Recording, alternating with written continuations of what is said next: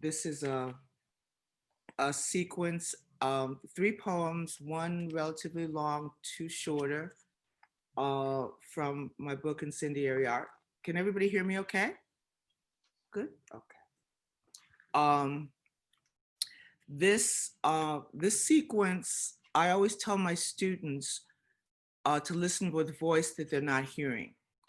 And at the time I wrote this, there were quite a few young women and men who were losing their lives, sometimes, but not always, at the hands of the police. And the voice that I wasn't hearing was the voice of the mother. You'd hear the mother twice. You'd hear the mother in the beginning when somebody came to tell her that her child was gone. And then you'd hear the mother at the end when someone told her that the person deemed responsible for the death of her child was not responsible. And then she disappeared. And so I often wondered about that woman kind of trying to fold herself back into some semblance of a life. So this is for her, and then I'll tell you a little bit about the other 2 poems. Thanks. Sagas of the Accidental Saint for the mothers of the lost. I don't expect you'll recognize my voice. I don't believe this saga I've suppressed will ever sound familiar. I am just a stooped and accidental saint, no choice except to strain the limits of my throat. I am the mama weep beneath the fold, that paragraph you skip, the wink of gold inside a rotted mouth, that shredding note of grief. Excuse what's inexcusable in me. The shifting wildfire tinted weave, my ankles blue with fluid, how I grieve to gospel you can't clutch. A fusible display of doubled negatives I spew whenever someone says my child is gone, and then goes on to pile the blame upon my child for being gone. Or maybe you believe the wretched mess is rightly traced right back to me, whose body housed the crime. My daughter out of dollars, out of time. My son just seeking ways to be erased. So many ways they stride into the line of gunfire, tease the trigger, crave the shot, just living through their days as if they're not about to die. He totes a paper bag of wine or tussles, laughing with his kid, or rolls a joint, or asks his boo to braid his hair while lazing on the stoop, or dares to glare when someone shoves. She fights against the holes around her throat, or somehow looks the same as someone else, or sits inside her car, or someone else's car, or leaves ajar a door she should have closed. He plays a game of hoops to clear his head, or doesn't raise his hands, or raises them, or doesn't stop, or does, or when commanded, fails to drop his wallet, keys, or phone. He sets ablaze a heap of trash, somebody's car or store, while shouting slogans meant to make you care that he's alive. She's killed if she's not there, although she said she'd be, or there before she should have been, or on her way to work or coming home, not walking like she should, not walking down the street she normally would. He walks too close behind.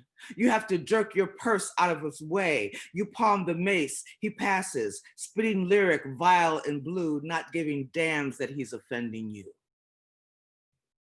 All you can remember is his race. You ask him to succumb. He dares decline. The situation quickly falls apart. A weapon's raised to line up with his heart because he feels entitled to his spine. She fumbles in her pocket for some change, or jumps the A-train turnstile on a dare. She mumbles like her mind is not all there, or titters in a way you think is strange.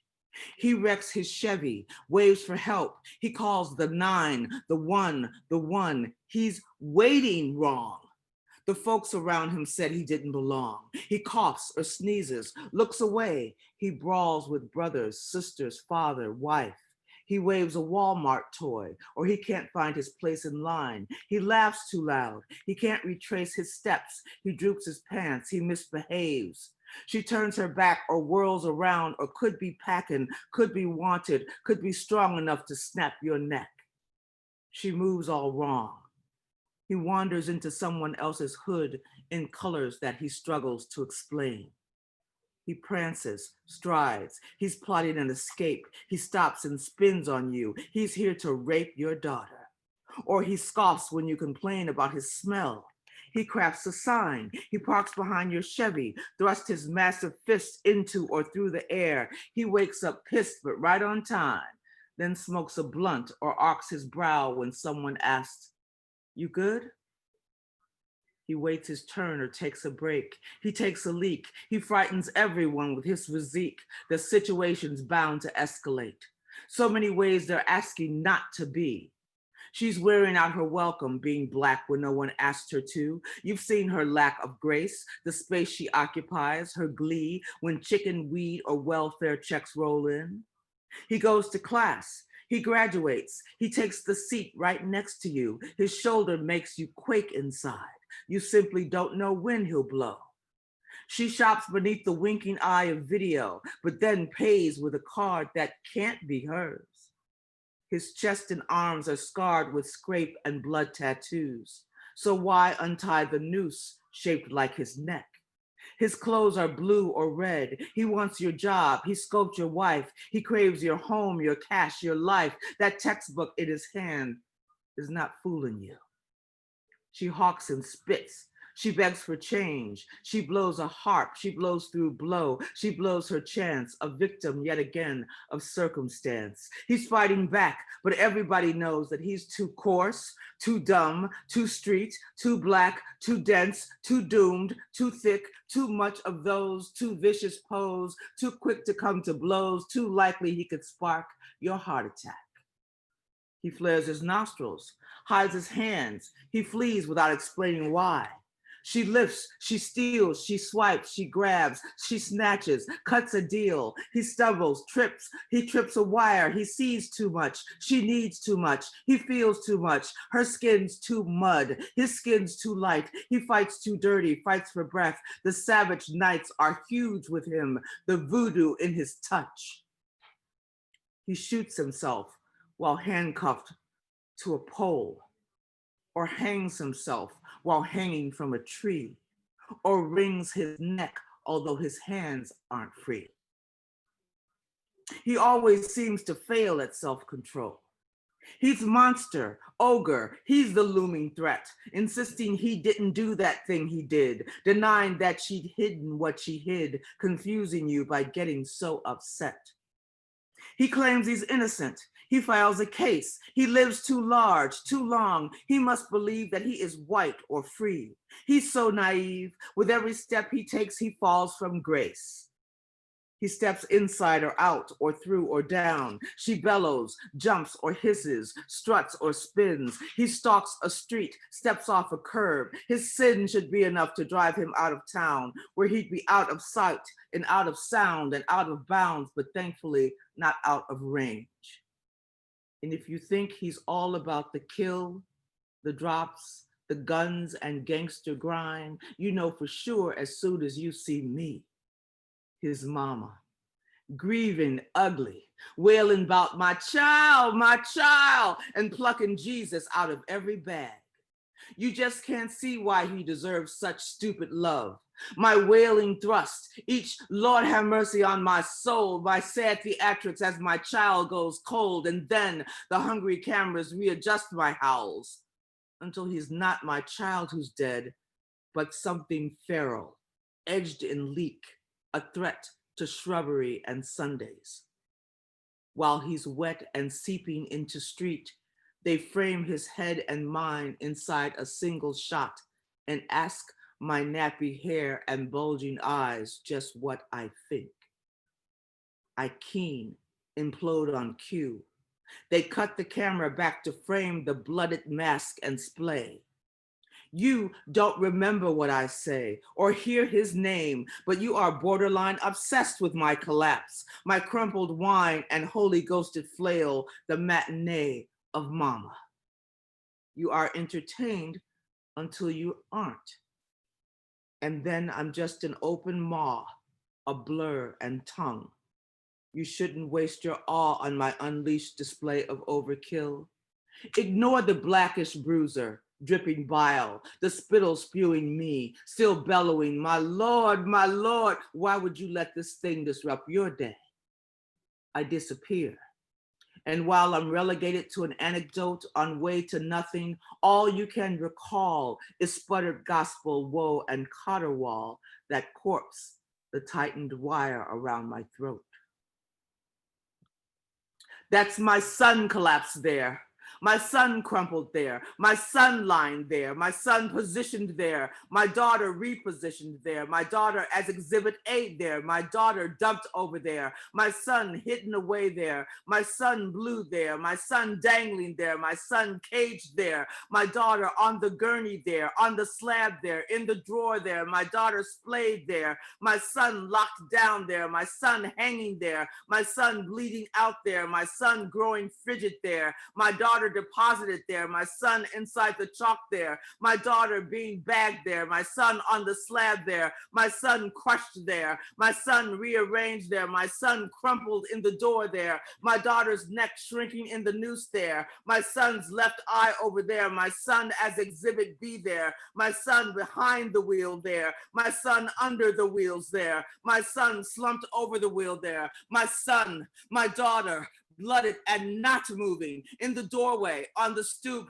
down the block in front of her kids, just inside the barbershop, face down in the street, outside the bodega, inside the bodega, in the back alley behind the bodega, on the videotape, a block from home, leaving home, hanging out at home, in the schoolyard, on the blacktop, in his bed, in her kitchen, in my arms, in my arms, in my arms. That's my son, shot to look thug. That's my daughter, shot to look more animal, shot as kill, shot as prey, shot as conquest, shot as solution, shot as lesson, shot as warning, shot as comeback, shot as payback, shot for sport, shot for history. That's my son not being alive anymore there. That's my child coming to rest one layer below the surface of the rest of my life there.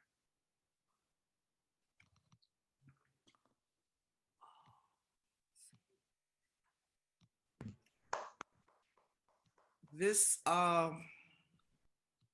okay. This is part of that sequence, but it's also a poem about my dad. My dad was killed in a robbery when I was about 21. Let's see. Okay. And he stays dead. You can convince your young body to slide on the cloak of savage, bare your teeth toward the clock and pretend you don't feel the hollow. Or you can slap your own face, winding back time, beating yourself witless until years blur and you convince yourself it isn't real. The hollow is not menaced by your trilling. It decides to take your body inside it. You pile on layers of woolens and friction, trying to appeal to the hollow as it owns you. Everyone asked, why is your voice so drained, so moon? It is because you are feverishly slipping on mantras that should help heal the hollow. But it just grows larger, and you flail around inside it. It is shaped so stupidly like a father. You can't find your knees to kneel. The hollow will be damned if it gives you a chance to pray your way out, so you will yourself limp and succumb to damage. Passing days seal the hollow. Daughter, wear your father like a cloak. Flaunt the blue, the gone stink of him. Those woes are yours, crafted to reveal your hollow.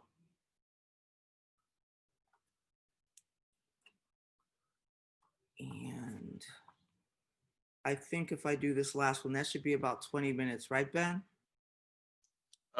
Maybe, but you can do at least one more after that.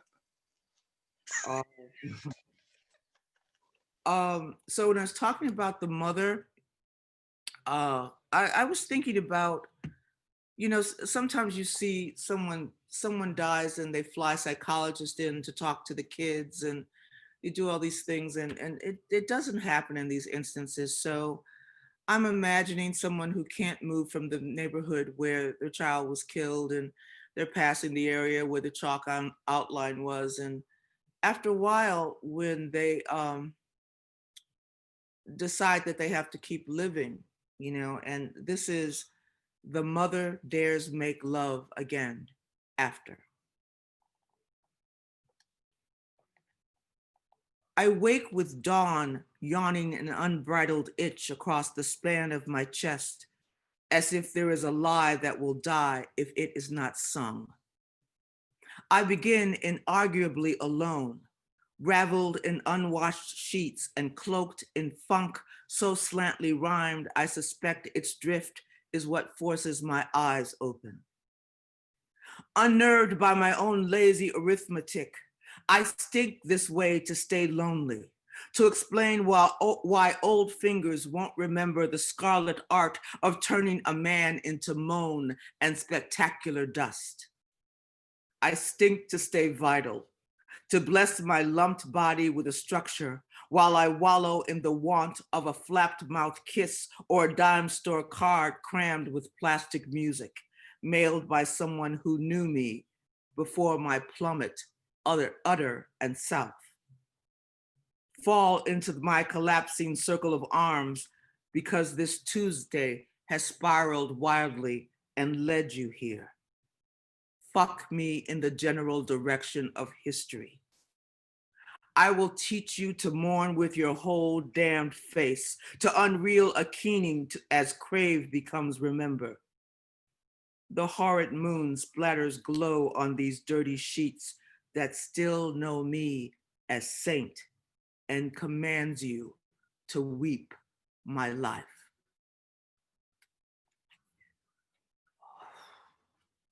Thank you guys, thank you.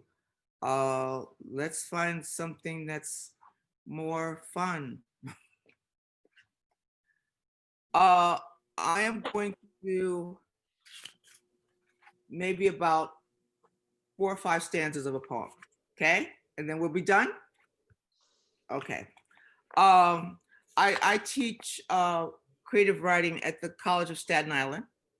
There are a lot of first generation college people there. They don't want to write. So I have to kind of trick them into it sometimes. So at one point I asked them what their most difficult age was. And they went around, and finally we came to the conclusion that their most difficult age was 13. And so I asked them to write for their final. I told them, your final that you're gonna have, we're not gonna do it. We're gonna do this instead. I want you to write me a poem about being 13. I want it to be 13 stanzas, 13 lines each stanza, and 13 syllables each line. So don't you wish you were in my class? And so whenever I give them something to do, I do it too. So this is just a couple of stanzas from my 13 ways of being 13. Okay. And I don't think we'll read the first one. Oh, this is the first one. The hell with it. This is for the old women. I see some women who are just, shall we say, seasoned in the crowd. So you'll get this one, the guys won't.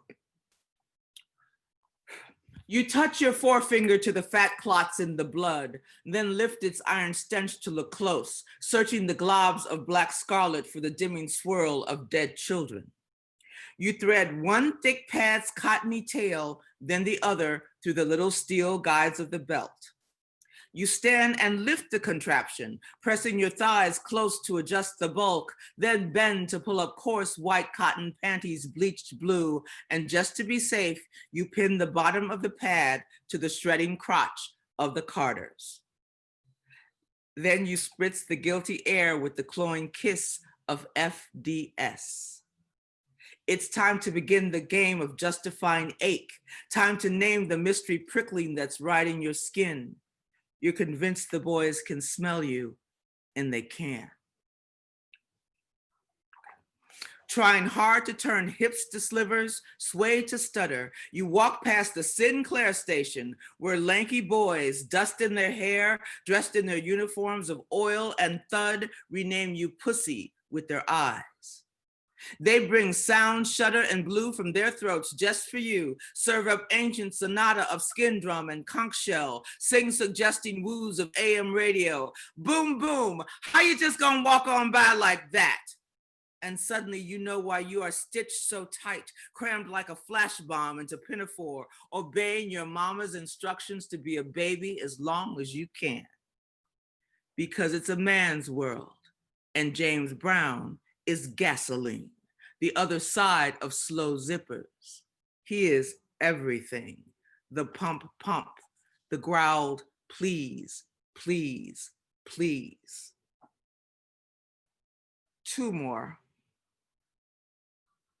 Yeah.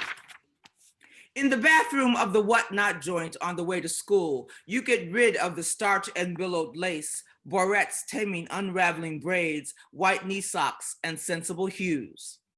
From a plastic bag, you take out electric blue eyeshadow, platforms with silver glittered heels, neon fishnets, and a blouse that doesn't so much button as suggest shut.